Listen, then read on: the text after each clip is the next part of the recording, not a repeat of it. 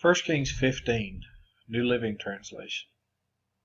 Abijam began to rule over Judah in the 18th year of Jeroboam's reign in Israel. He reigned in Jerusalem 3 years. His mother was Maacah, the granddaughter of Absalom. He committed the same sins as his father before him, and he was not faithful to the Lord his God, as his ancestor David had been. But for David's sake, the Lord his God allowed his descendants to continue ruling, shining like a lamp, and he gave Abijam a son to rule after him in Jerusalem. For David had done what was pleasing in the Lord's sight, and had obeyed the Lord's commands throughout his life, except in the affair concerning Uriah the Hittite. There was war between Abijam and Jeroboam throughout Abijam's reign. The rest of the events in Abijam's reign and everything he did are recorded in the book of the history of the kings of Judah. There was constant war between Abijam and Jeroboam. When Abijam died, he was buried in the city of David. Then his son Asa became the next king. Asa began to rule over Judah in the 20th year of Jeroboam's reign in Israel. He reigned in Jerusalem 41 years. His grandmother was Maacah, the granddaughter of Absalom. Asa did what was pleasing in the Lord's sight, as his ancestor David had done.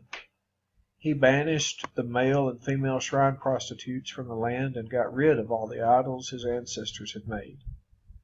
He even deposed his grandmother Maacah from her position as queen mother because she had made an obscene Asherah pole.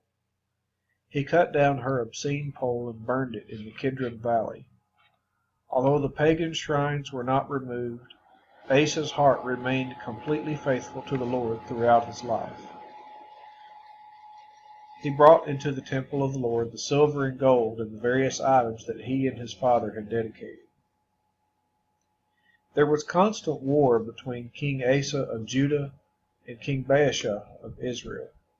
King Baasha of Israel invaded Judah and fortified Ramah in order to prevent anyone from entering or leaving King Asa's territory in Judah. Asa responded by removing all the silver and gold that was left in the treasuries of the temple of the Lord and the royal palace. He sent it with some of his officials to Ben-Hadad, son of Tabrimon, son of Hazael, the king of Aram, who was ruling in Damascus, along with this message: "Let there be a treaty between you and me, like the one between your father and my father. See, I am sending you a gift of silver and gold. Break your treaty with King Baasha of Israel so that he will leave me alone." Ben-Hadad agreed to King Asa's request and sent the commanders of his army to attack the towns of Israel. They conquered the towns of Ijon, Dan, Abel-Beth-Maacah, and all Kinnereth, and all the land of Naphtali. As soon as Baasha of Israel heard what was happening, he abandoned his project of fortifying Ramah and withdrew to Tirzah. Then King Asa sent an order throughout Judah requiring that everyone, without exception, help to carry away the building stones and timbers that Baasha had been using to fortify Ramah. Asa used these materials to fortify the town of Geba in Benjamin and the town of Mizpah.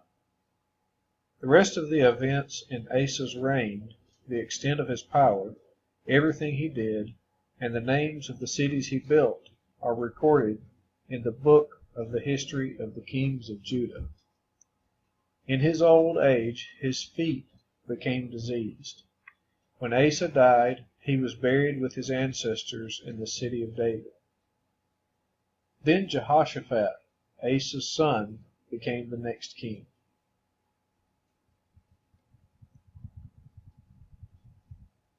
Nadab, son of Jeroboam, began to rule over Israel in the 2nd year of King Asa's reign in Judah.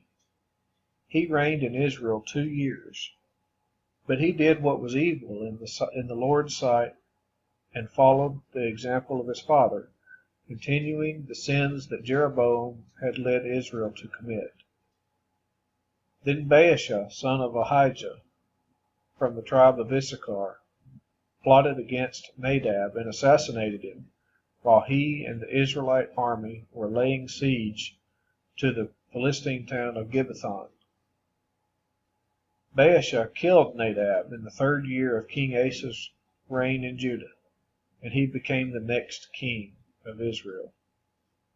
He immediately slaughtered all the descendants of King Jeroboam, so that not one of the royal family was left, just as the Lord had promised concerning Jeroboam by the prophet Ahijah from Shiloh. This was done because Jeroboam had provoked the anger of the Lord, the God of Israel, by the sins he had committed and the sins he had led Israel to commit. The rest of the events in Nadab's reign and everything he did are recorded in the book of the history of the kings of Israel. There was constant war between King Asa of Judah and King Baasha of Israel. Baasha, son of Ahijah, began to rule over all Israel in the 3rd year of King Asa's reign in Judah. Baasha reigned in Tirzah 24 years. But he did what was evil in the Lord's sight and followed the example of Jeroboam, continuing the sins that Jeroboam had led Israel to commit.